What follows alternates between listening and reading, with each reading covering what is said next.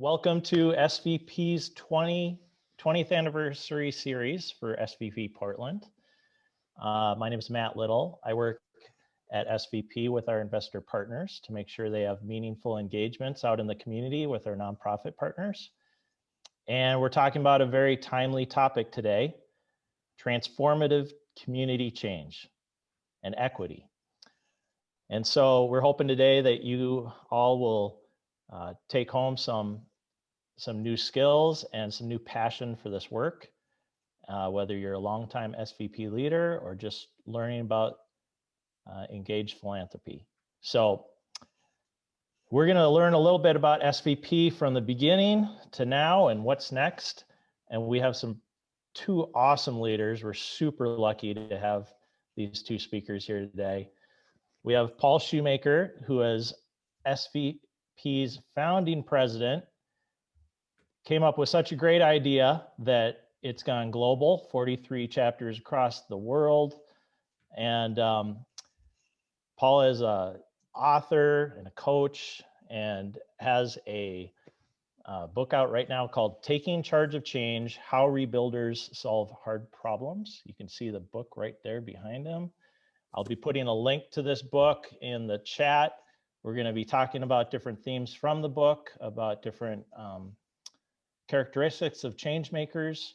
And I'm going to be particularly interested to hear about how SVP got started in the 90s, how you think it's evolved, and where do you think we're headed from here. And we also have Charlie Gilkey, who's on SVP Portland's board of directors, also a coach, speaker, and author with a book right now called Start Finishing, How to Get from Idea to Done. How to get stuff done. So this is all super relevant. We're going to hear from Charlie about SVP Portland, how we got started and how we ended up focusing on early childhood and where we are right now, which is kind of an inflection point. We've had some big successes, but we have a lot to accomplish, a lot on equity, and we're trying to figure out next steps. So this is going to be exciting. It's going to be conversation style. Imagine you're in an auditorium with a couple couches up there, and we're going to just have a dialogue between folks. I think you're going to like their no BS style. And for questions, if you have anything burning, just put it in the chat box. We're going to get to Q&As about 40 minutes into it, where you can verbalize your questions or put something in the chat box. But if you have something that you want us to get to, just put it in the chat box. I will put my information for any of you who want to learn more about SVP and get really excited about it. I'm the one that you'd want to talk to, so we can go deeper and go from there. And I will put the websites for Paul and Charlie as well on the website where you can find their book and more about them. So yeah, let's go for it. This is going to be fun. I think, Charlie, you're going to kick it off, right? I am going to kick it off, and I think we have an opportunity here with the number of people that we have on the call that I see some of the faces and souls that were around at the beginning of the start of SVP Portland. And while I could give the chronological sort of here's what happened, I would love if, say, Larry or Valerie could kind of go back to some of those beginnings and talk about that from those perspectives, because I think you were there closer to the start of things. If you don't feel like that, that's super great. But we have the opportunity to have some of our early starters here to be able to share those stories, and I would prefer to hear that. But we're talking about Paul at the start of this, and I have been curious, Paul, about the beginnings of SVP International, how this grew from, local efforts to this broader association and affiliation. So before we dive into your book, and I'm not saying this because I was invited to do this, I've read through Paul's book. It's really great. It had a lot of insights of it. So I definitely would put it on one of those, must reads if you're in philanthropy and you want to make change happen. So we're going to get to that in a second. But Paul, tell us about the origins of SVP and kind of how we're here in this affiliate model that we're in. Yeah. And I'm cognizant. First of all, thank you, Charlie. Thank you, Matt, Lauren, everybody that's on the call. Awesome to be here with you guys. I'm cognizant on the call here. We got folks that have been here probably from the early 2000s and folks that are just showing up for the first time. So don't worry, I'm going to spend, the next hour taking to the last 20 years. but I do think there's a way to sort of summarize it. Late 90s, got started in Seattle. It was a response to the tech boom. There was this company in Seattle called Microsoft and this company in Portland called Intel. And that was the source of a lot of early partners. I remember coming down to Portland at least twice and doing conversations with Jim Johnson and a bunch of people at the Intel facility. So the early days were tech boom.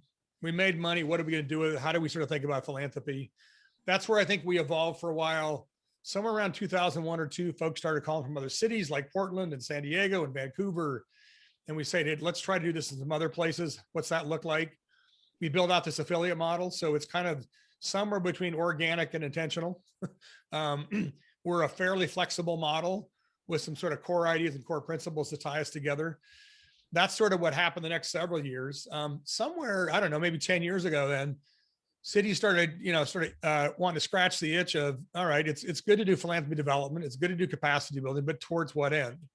And Portland was on the leading edge of that for sure. Started saying, what are the community issues we want to make a dent in? What do we want to see and change happen in?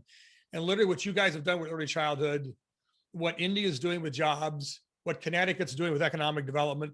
There are many cities that have sort of like taken on a cause and gone deep and gone hard on it. And then I would say sort of where we're at today is cities still going down that path, new cities still coming on, and equity being more and more and more at the center of what everybody does. So if we want to think about system change, we're not just thinking about a cause like early childhood, which is important. We're also thinking about the system change underneath it. So the evolution has been fascinating to be a part of, fascinating to watch. We had an original idea, and what it is today is so different than it was at the start. And that's a really great thing. What do you think was the sort of catalyst or the shift that happened from we're just going to invest in a lot of different things versus we're going to center on either equity or social causes or things like that? Like what spurred that? Yeah, I think it's a natural evolution for a lot of, civically, philanthropically minded folks.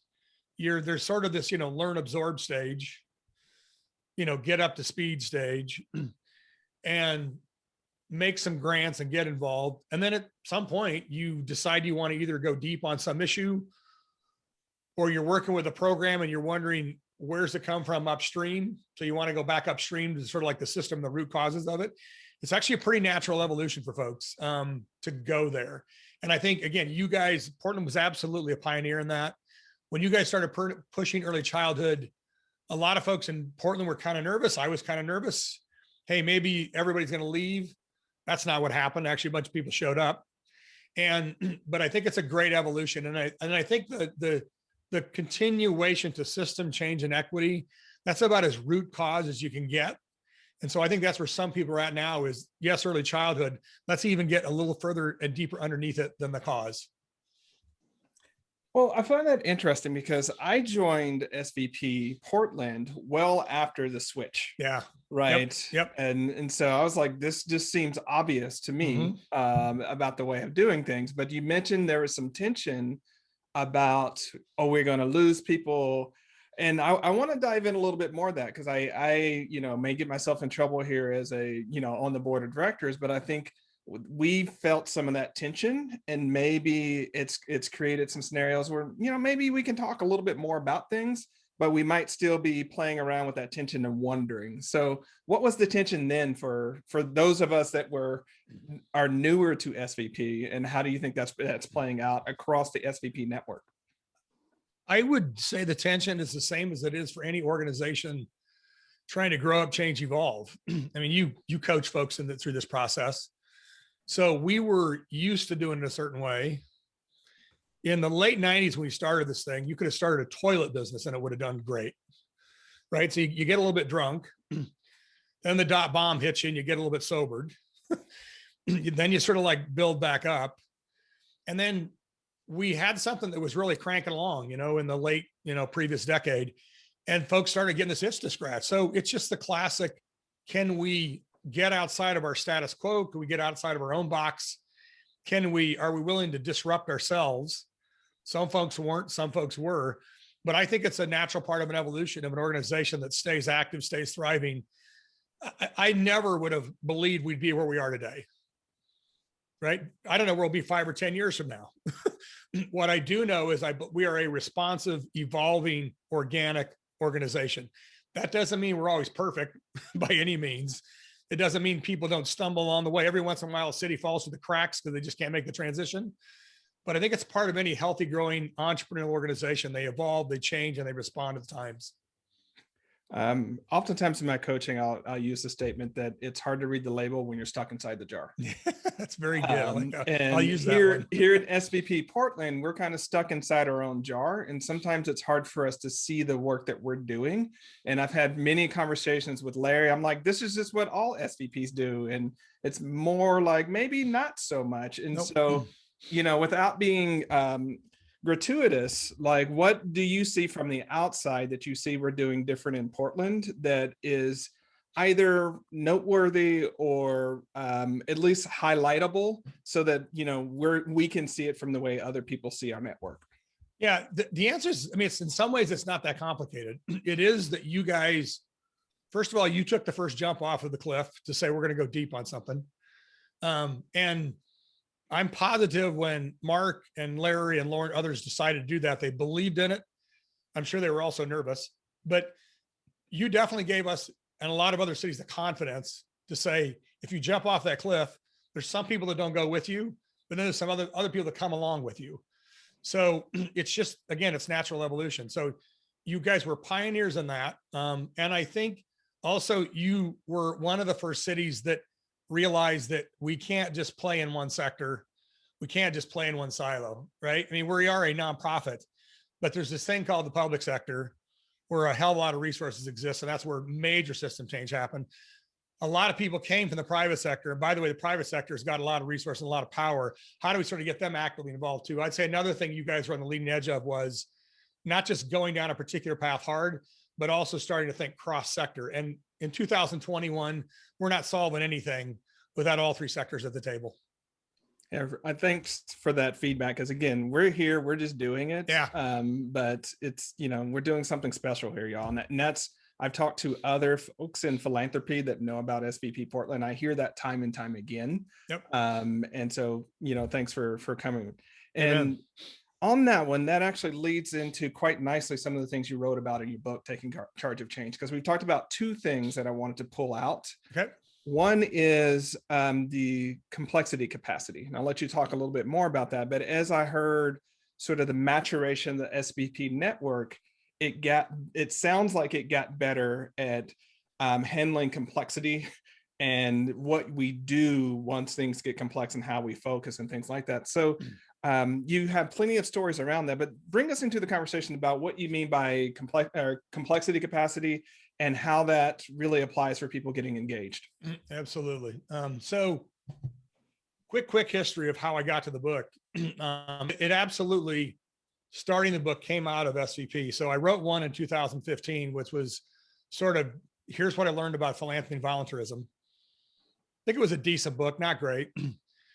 Started doing consulting work. Around 2018, a lot of SVPs were starting to talk about equity, starting to talk about racial equity, starting to talk about systemic issues. And it made me, I sort of did my own little personal research, and I sort of stepped back and said, you know, I've heard these data points about housing or educational gaps or racial disparities or health disparities. And in 2018, I put all those pieces on the table together at one time. So I'm speaking for myself here. It was absolutely a wake-up call. And I will say it was partly a wake-up call to my own ignorance, to not see all those pieces put together and see the sort of the totality of the challenges of inequity in America. The other context that goes with that is, it isn't just the scale. If you look at America coming out of World War II, you could look at 40 to 50 years where it was kind of bumpy, but we made a lot of progress on a lot of, you know, economic, social health indicators. Last 25 years, we're going the other direction. And I don't know if everybody knows that. So there's a context of the scope of inequity and the direction and the path that we're on really got me out of sort of jangled in 2018. 2019, I'm sitting there thinking, okay, if that's the deal, then what's out there that's working? Looking for a program, a model, a strategy. At the end of the day, it comes back to people, leadership. There's no rocket science to that whatsoever. But what I did want to do is take time to say, what kind of leaders do we need to show up for the future? So the world ahead of us I think the decade we're going into is as complex as any decade America's faced in 60, 80, maybe more years than that. But without a doubt, it's a decade of inequity and a decade of complexity. So the 5 traits that I came up with, I'm going to do one quick share screen and show 2 quick slides. It'll take me 30 seconds. Let's get it. And just so you guys understand where I'm coming from. So when I was trying to think about in 2019, what do great leaders look like? What are the right kinds of leaders for the future? I looked at number 1, who are the best leaders I'd worked with? Number 2, where was the strongest social impact I'd seen? And number 3, what traits did I think were going to meet the challenge of the decade ahead? I was looking for the intersection of those circles, the overlap of that Venn diagram. That's where these 5 traits come out of. I'll talk about one of them in just a minute here. And I'd actually go into slide mode here. The 5 traits, I'm just going to put that framework up there for just a second so you've got it in your head. We're not going to, sit here and do a textbook conversation about all 5 of them. Every one of these 5 traits responds to a particular challenge that I think faces America right now. Just for example, generosity mindset. We have a divided, siloed America like we haven't seen in a long, long time. If we do not have enough people thinking with a generosity mindset, we are going to be in this increasingly zero-sum game. So those 5 traits, generosity mindset, authenticity, data conviction, capacity for complexity, cross-sector fluency, those to me are the 5 most vital traits for the decade ahead. Now, let me come back to your question, Charlie, about complexity capacity. The challenge ahead of us is a nation that is dealing with some of the most historic generational challenges we've faced in a long, long time. Climate, geopolitical, racial unrest. I mean, line them up. There are so many huge challenges. And how do you deal with that? One of the leadership traits we have to have is what I call complexity capacity, which is the ability to take in, absorb, think about process, and then play back out the complexity associated with a particular project, and to be able to continuously deal with new inputs that keep coming in again and again and again. My past solutions are not as relevant. My current answers might not be good tomorrow. It's a very fast moving, complex world we live in. And by the way, there's a subsection in that chapter that I call "You Better Have Women in the Room." Women are better at complexity than men. That's my opinion. I see a few claps there. And I put some evidence of why I believe that in the book. But it's not, there's nothing sort of for the hell of it about that. I truly believe that. I've lived around too many situations. Guys are they're more linear. They get stuck on their egos. They can't get past the near-term conflict. So I think we need a lot of women in the room too to deal with complexity. The complexity capacity, I think SVP, I'll come back to your question and shut up, is a place where you learn about how to deal with complexity. We get problems thrown at us. We go out in the community, we see what's going on. We're not just sort of like seeing them one issue at a time or one slice at a time. We get to see across the issue. We get to, explore with other partners. You've seen other dimensions of the issues. So I think this complexity capacity is something that SVP is great at developing. And I think it's an incredibly relevant, vital attribute and trait for leaders for the decade ahead. Yeah, thanks for that overview, Paul, because as I was reading the book and looking at those 5 traits and sort of at least trying to think about what our network is dealing with, that one really stood out to me because of one, the root cause systems approach that we have, but also how interconnected all the things are. And, what really popped up to me is how would you encourage someone who is practicing complexity capacity to also stay urgent and patient, because you have to sort of balance those two. If you're not urgent enough, you can wait for things to happen. But if you're not patient, you don't play it all the way through. Yep. No question. Great question. Part of the answer is there isn't a black and white answer, right? That's just the times that we live in. And I think I would say again, I think SVP is probably a place that teaches us not just complexity, but probably gives us an environment to learn how to be patient. Not always patient, but sometimes patient. I'm looking at Larry. Larry was an impatient guy 10, 15 years ago. He probably still is, but he's learned to play the long game a lot more now than he did back then. I know that for sure. I know that's true of me.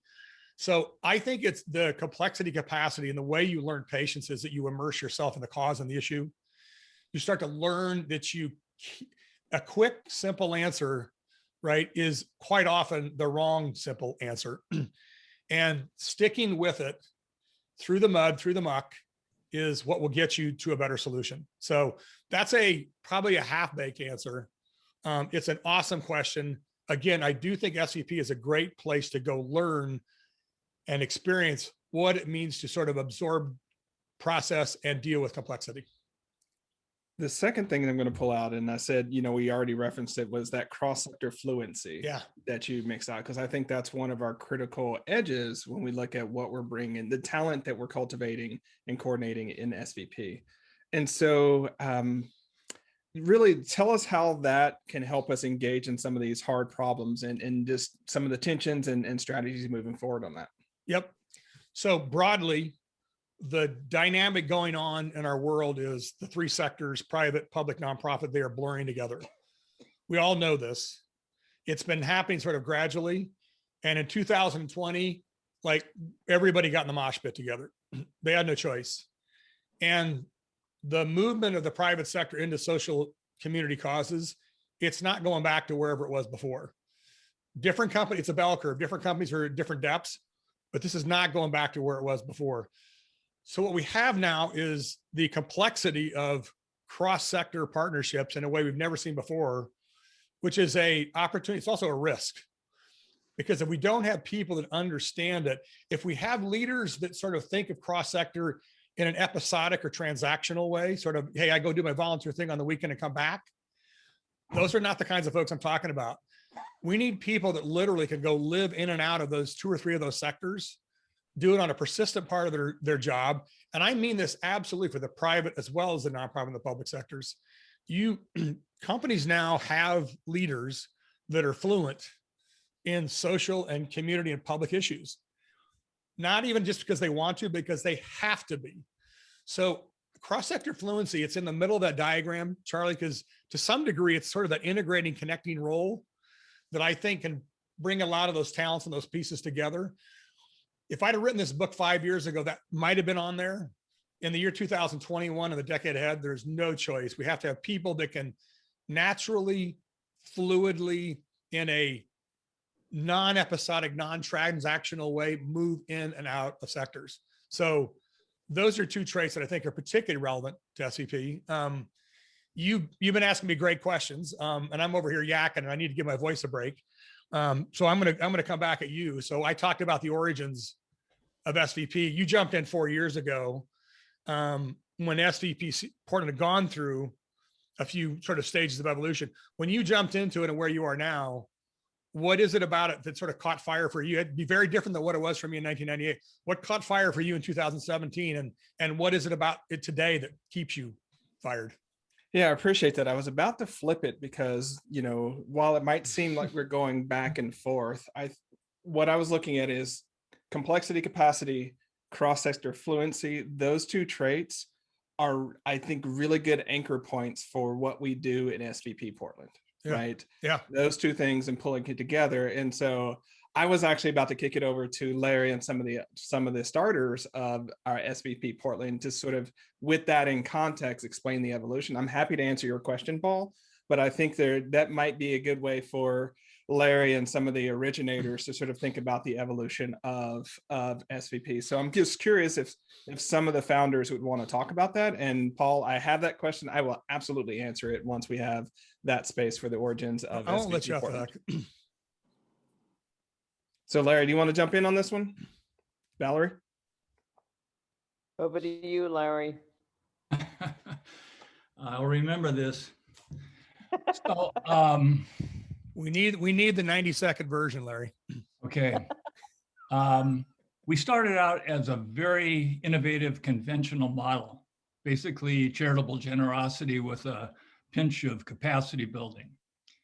But we went through the evolution that Paul talked about, but the biggest evolution underneath all of this was a recognition that problems that we go out to solve with our complexity mindedness are often racial and racist-based problems. And that suddenly we're not working at that level anymore. That has evolved very quickly to outright just racist focus or racial equity focus, which is really intensifying. And so a lot of the evolution of Portland is actually mirroring a broader trajectory in philanthropy. And the interesting thing to me that's happening right now, for all the innovation and leadership that Portland and India and Connecticut have, for the first time in our 20-year history, the network of us, the network essence of us and broader potential of networking is beginning to become the most creative edge in SVP. And I think one of the biggest steps we have to make is to learn to work and think in that network mode and not go to battle for the next set of problems with, last year's technology. So we've done great. We recognize that all greatness gets normalized. And what I want to see for us is to continue to push that edge of creativity. Thanks, Larry. Would anyone else like to weigh in on this that's been around for a while? No is a perfectly good answer. Yeah, well said. Okay. So to answer your question, and here's how I got started. So Terry Starbucker, that's how I know him. Terry St. Marie was actually the board chair, and we would have many conversations. And he kept talking about this SVP thing. And I started getting more and more wondered. And when he started, it was really amorphous. It wasn't galvanized on the current mission. So for me, I was like, Terry, what the hell are y'all doing over there? Right? What is going on in this? Because I don't understand. Like, I understand all the words put together, right? Social, venture, partners, venture, philanthropy. I understand all those concepts, but when it came down to what you actually do, he couldn't give a lot of really clear answers that made me happy. And of course, so much about it is making me happy. So there we go. And so we originally got to, he's like, look, we have this problem in pre-K education where there's these dramatically different outcomes based upon who has access to pre-K education and who does not. We are trying to solve that problem. That immediately got me, because I was actually one of those kids that it was, there, but for the grace of God, go I. I was fortunate enough that my mom was a teacher at a preschool thing. And because we couldn't afford babysitting, I was sitting in the back learning as she was teaching. Had that not been the case, had we not been poor enough and she'd been a teacher, I may have not, had preschool education. So I got it immediately because I knew how to read and write well before my peers, right? I went into kindergarten knowing how to read and write and all the things that you're supposed to learn. So it was a great experience. So I immediately got that. And so Paul, being, having a military background and also being an entrepreneur, is like, okay, so what's the number and what's going up and down? You got to explain that to me. What's the number? What's going up or down? Because then I understand what we're doing. And so he said, there are 14,000 kids that don't have access to preschool education. So like, great, that's the number we want to go down. And so how are we doing that? What are we going? And so then that's how I got really engaged, when it was crystallized in that way for me. Now, that's not such a great, let's say, nuanced understanding of complexity capacity, right? It's not such a great way of understanding, but I understood the problem and I understood what we were trying to do. And then I was able to engage in the strategies and the vehicles and the mechanisms and the process and everything like that. But prior to hearing sort of those galvanizing statements, for me, it sounds like we're talking a lot about the vehicle and the model, and we're not talking about what we're doing in the actual world, right? So I got a comment and a follow-up question. Yep. The comment is your point about complexity capacity. My experience of that trait, and again, I'm one guy with a prospective, subjective, but well-informed and passionate point of view about the leadership that we're going to need. The folks that I see that are complexity capacity are strong at it. Either number one, they have a gender characteristic I mentioned a minute ago, or number two, they have a lot of lived experience in it. So sincerely, you grew up in some complexity, and that has now served you in your adult life. And that's absolutely, if you read the book, I've got 8 stories of every trait. Half of them you'll see a complex start to their life, a messy start to their life. And that's part of how they develop that, right? So either it was sort of in your X or Y chromosome, or it was in your experience of life growing up, that I think folks develop that. You were kind enough to ask me about my book and what was sort of relevant in that book to what's going on with SVP. And we grabbed out 2 traits. We're both at 2 books each. You wrote the first one about, running a small business, and then you wrote one recently about start finishing. Tell us what comes out of those 2 books that you think is relevant to SVP today.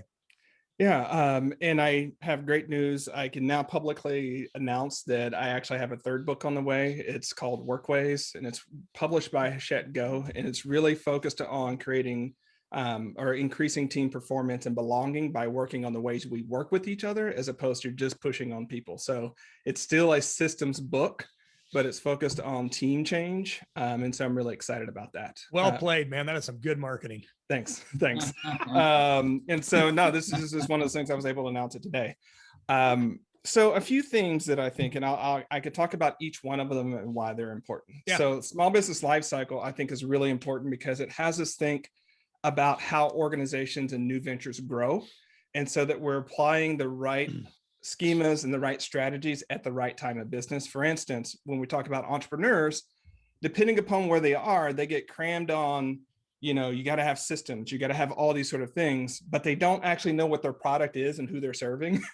And so they spend a lot of times building systems for a product that's not serving someone. And so it just really helps us think, what does this organization need in its version of itself? And how do we put the right resources on that? And how do we not overwhelm the business with a bunch of stuff that might be able to get to later on? So it's very much a build from where you are with what you have, focused on what you need, as opposed to, everything else. And so that's the main thing that comes from that. So it's about focus. It's about knowing what you're doing and applying the prioritization there. Start finishing takes a different approach in that, Paul, I have 2 questions that I wake up in the morning really curious about, and I have for many decades. One question is, why is it that we don't do the things we most want to do? We don't do those soul calling dreams. We don't do those to the degree that you would think. Like, I understand why we don't do the things we don't want to do. That's obvious. But a lot of us have these dreams that sit. And that's really puzzling to me. Why is that? And so start finishing is the answer to that, right? And it really shows that there are systemic things. I call it the air sandwich. Like, we have our top level dreams, we have our top level visions, we have all the big ideas we have in the world. That's the top layer of bread. The bottom of the layer of the bread is the day-to-day reality. And for a lot of us, there's a lot of air between those 2, right? It's an air sandwich. It turns out it's an illusion, right? There are 5 things that consistently on a personal level trip us up. So competing priorities, head trash, poor team alignment, too few resources, and no realistic plan. Those are the 5 things that are in between there. So it's, tagging on to my military background. So the other bit of complexity, to your point, Paul, is I was an Army logistics officer. Yeah. Right. And if you ever want to develop a capacity for complexity, do that. Right. And so it's very much that approach of like, what's in the way from this thing that we want to do? How do we remove this spiritual, emotional, and energetic friction that keeps us from staying on point and pushing our projects through? Yeah. Awesome. Yeah. Two quick comments and then one more question.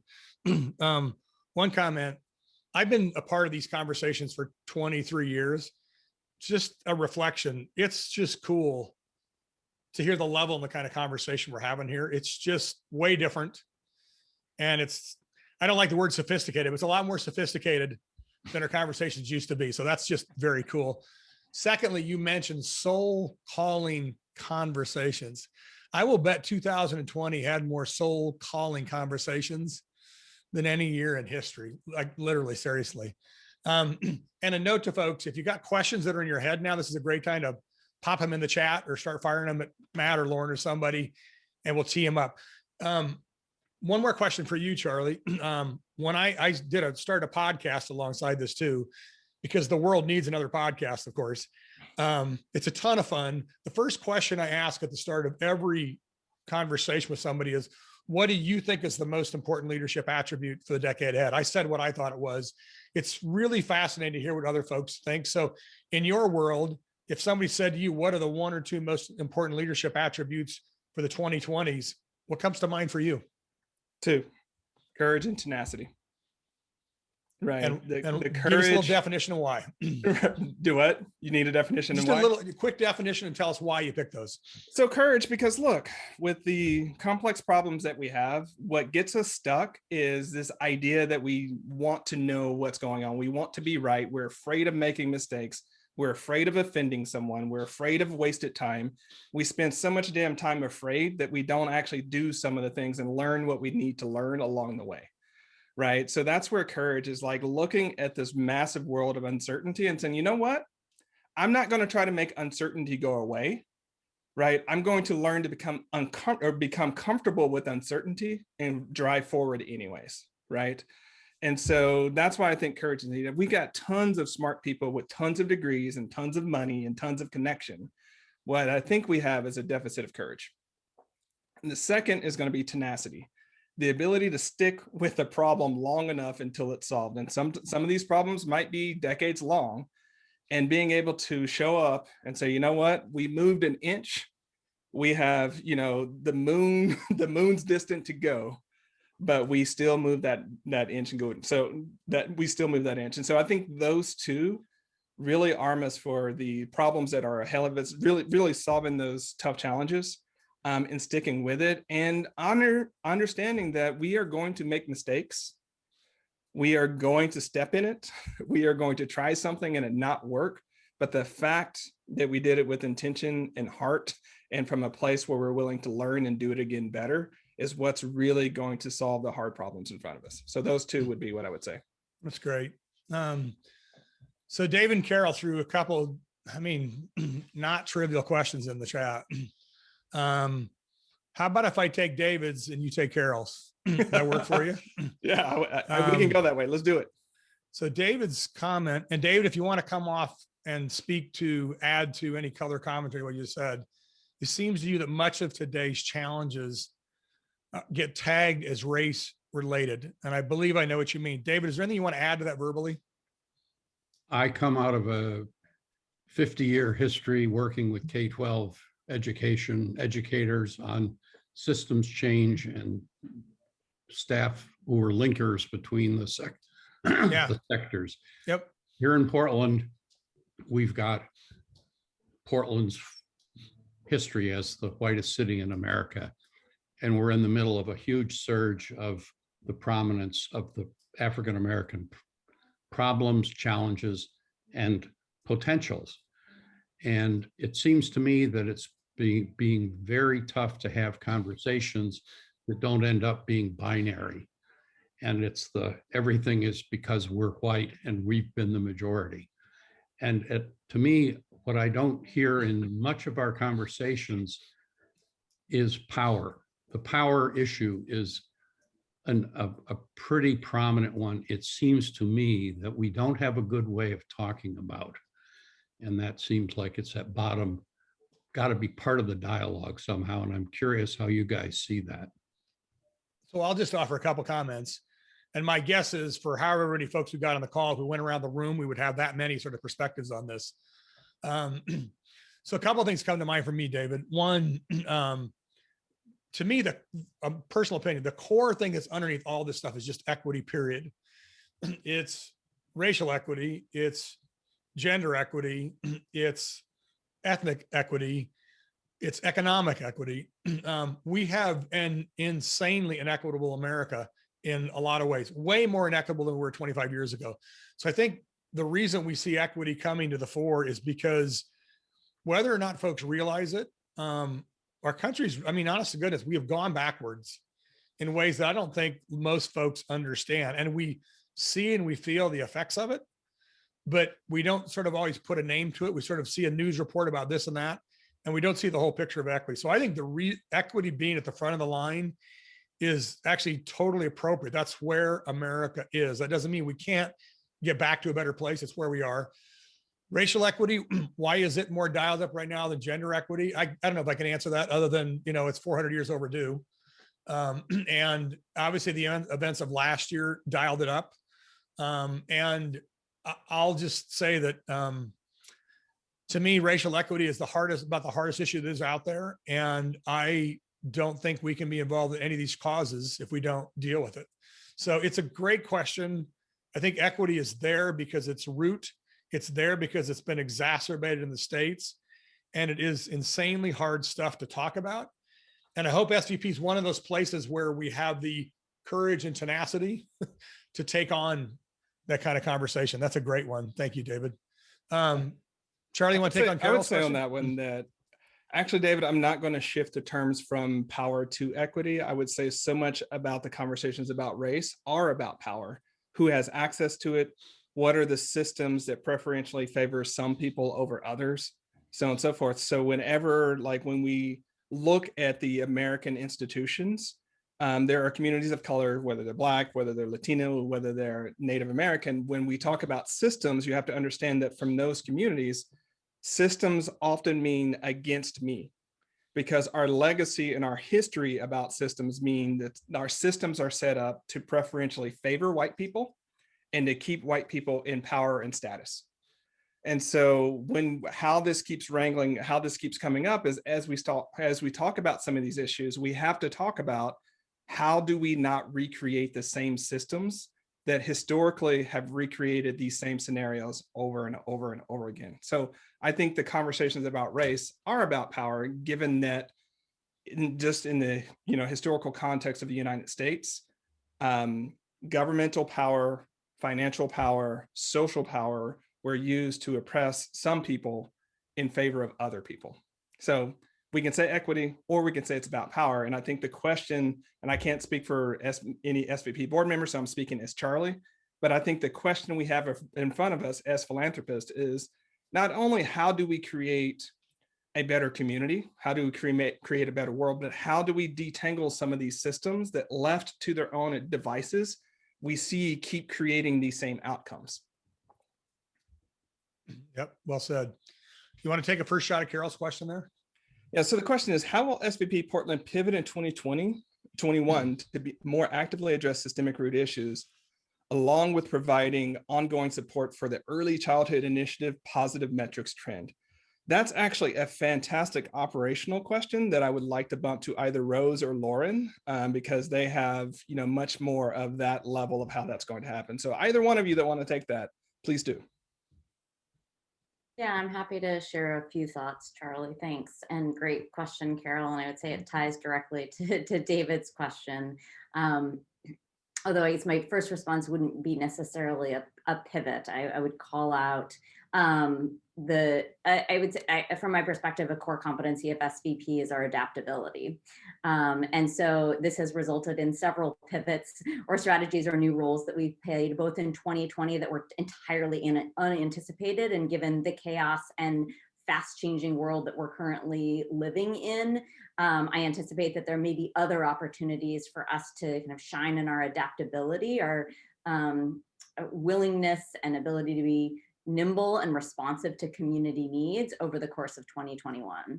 So one example in 2020 was that, and many of you are aware that the childcare sector was just, decimated by COVID. And this had an impact on workforce, it had an impact on working families, and it had an impact on the safety and early learning of our children.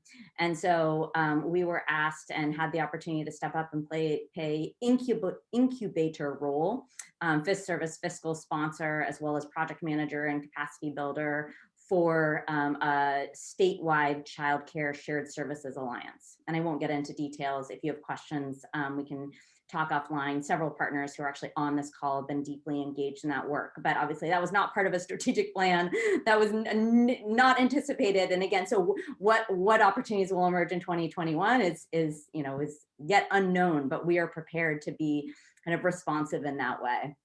So the second I would say is, and again, not a pivot, but I'd say an evolution of our commitment to advancing racial equity and our equity journey as as staff, board, partners, and as an organization started probably in earnest about 8 or 9 years ago. And I would say there is just growing momentum and a deepened commitment to becoming an anti-racist organization.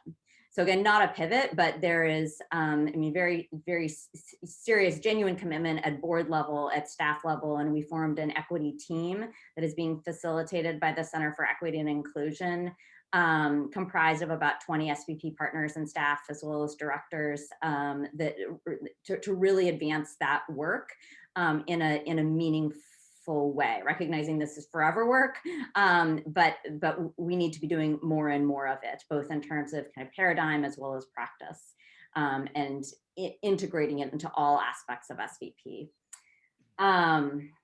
The other, I guess I'll name 2 others, and I'll try and be quick, but I'd say a growing edge for SVP is how we're kind of identifying and leveraging our social capital. So our power, our privilege, our influence, our network. And I think we started to do this as it related to advocating for the Preschool for All ballot measure, and in working with our community partners, but Rose and other partners are in conversation with our community partners right now to understand how we can support them in growing, like really centering their voices, centering the voices of leaders of color, communities of color, culturally specific organizations, by using our power and privilege. And then I'd say the fourth is that Preschool for All, I mean, we achieved a major milestone as a community in 2020 through the passage of the ballot measure. And now as a community, we're shifting to implementation. So that will be a pivot or a shift in terms of building community capacity, or our continued role there. I think both workforce development, supporting small providers in growing their businesses and creating infrastructure, as well as facilities. So there's a lot of opportunity there. And Rose and I and a couple of partners are actually going to be meeting with the new director in a month or so. So more to come on that. Thanks, Lauren. And I think we have another great question by Gustavo, and he says, immigration from Mexico and Central America is going to intensify. Many children will be in our community because of the lack of resources in their home country. What can we do to meet this challenge? I can sort of speak at the broad level, but again, this might be where I need to tag in either Lauren or Rose for the Portland network. The first thing that I would say that we can do, and I hope that we do, is actually recognize that this is our challenge. This is not their challenge, right? These are our citizens. These are our neighbors. These are our people. These are our kids. And we need to find a solution that works for them. We need to co-create a solution that works based upon our partnerships with, say, ERCO and, the name is going to come to me in just a second, but I know we have a few. Go ahead, Lauren. I'm going to say Cairo, the Center for African Immigrants and Refugees. Thank you.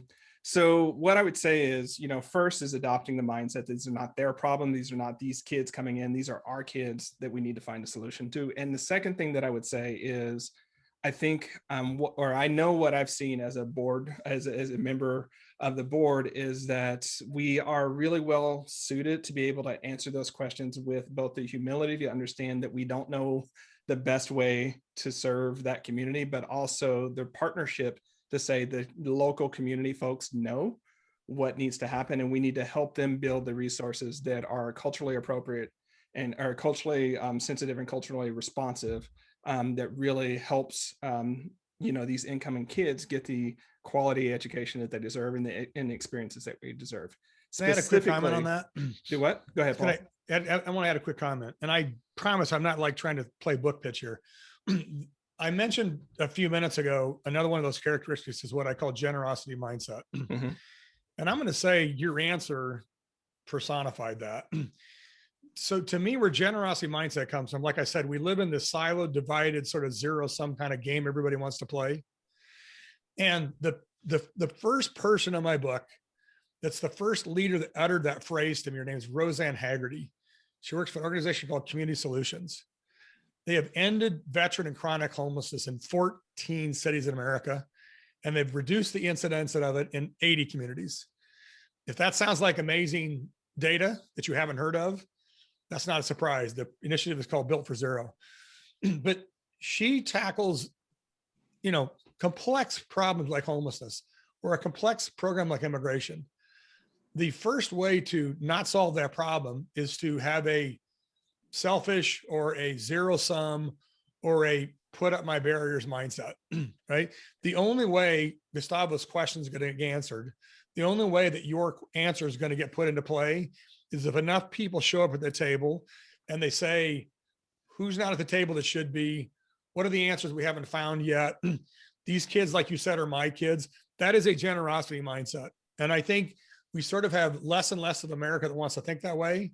So that means that that mindset is not only more important, I think it's going to be more valuable in the decade ahead. And that's exactly the kind of problem we're going to have generous people at the table to solve the problem. So kudos to you on that one. Yeah, thanks, Paul. And Yeah. so Laura and Rose, this might be a good case to talk about specific partnerships and our community partners that may be able to address that situation or to address that challenge. So Rose, you want to speak to that?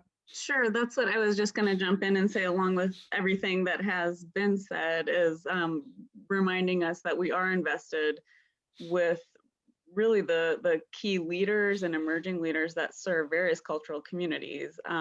And that's where, you know, families that are coming first from other countries are going to know first about like a Latino network that's a beacon of safety, of services, of connections to other resources, but also is a place where their voices, their experiences can be amplified at policy tables, at the various places where, you know, massive decisions about resource allocation are made. And so we also need to stay the course there. And those are organizations that are really stretched right now, given the energy around social justice and racial justice in particular. Those are the organizations that are being asked to channel people's experiences, to provide that guidance, to be advisors on these issues. And so it's important that we continue to bolster them and ensure that they are at tables and have the capacity to be at the tables that they need to be in. So Quick SVP evolution observation. Gustavo asked an incredibly important, incredibly complex question. We're obviously not going to come up with an answer in 5 minutes. And yet we're a part of a community right here where Charlie and Rose can start to provide pathways of addressing that question. How many people in America have that question in their heads right now? Tens of millions, hundreds of millions do. And how many people have an outlet, have a conduit, have a network to go to start to help them find that answer? Not too many. So they will be fearful, they'll be resistant, as opposed to courageous and tenacious. And I think this network gives us the chance and the place to help answer questions like that a lot faster and a lot more humanely than if we didn't know where to go to begin to find answers. So thank you for both of you, what you said, and thank you for the question, Gustavo. I just want to leave a space here for anyone who would prefer to verbalize their question. We still have a couple minutes here.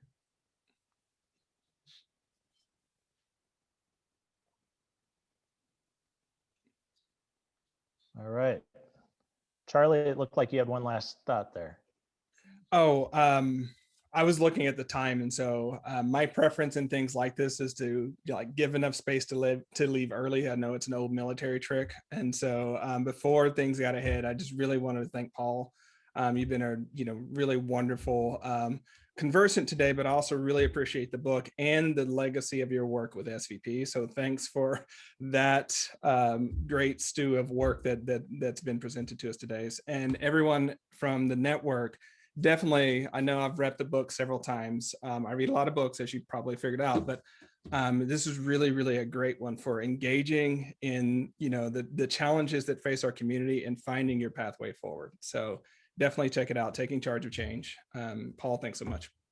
Thank you so much, Charlie. And in about 60 seconds, what I'll just add to that as a PS, the metaphor I use in the book, Rebuilders, to describe these leaders, it comes from sort of, I have this personal fascination with bridges that goes back to where I grew up in small town Iowa. And bridges all have the same three parts to them: a foundation, a substructure, and a superstructure. And bridges in America, as we know, they are in a state of disrepair and need of urgent rebuilding. Our bridges and our civil society are in urgent need of rebuilding. We have an America that's fundamentally different than it was 20 years ago. We need people that are going to be willing to rebuild our bridges in our communities. So it's people like SVP partners. We should be courageous and tenacious. We should also be hopeful and optimistic, because I do think a lot of the kinds of people that have that rebuilder mindset are the kinds of folks that are in SVP. So it's always a blast to spend an hour with people from SVP. So Lauren, Rose, Matt, you just work your butt off on this. And Charlie, I love building a new friendship. This won't be the end of our connection. And everybody on the call for here, thank you for bringing your big heads and your big hearts to the conversation. Thanks, Paul. Matt, we're turning it over to you. Okay. Well, I don't have much to say. I'm just so honored to be part of this group, and I've learned a lot myself here. For anybody who's new to SVP, my offer stands. Please do reach out to me. I'd love to go deeper on any of these topics with you and get you involved with SVP. It's been a real pleasure. Hope you get outside, everyone. Thanks for your time.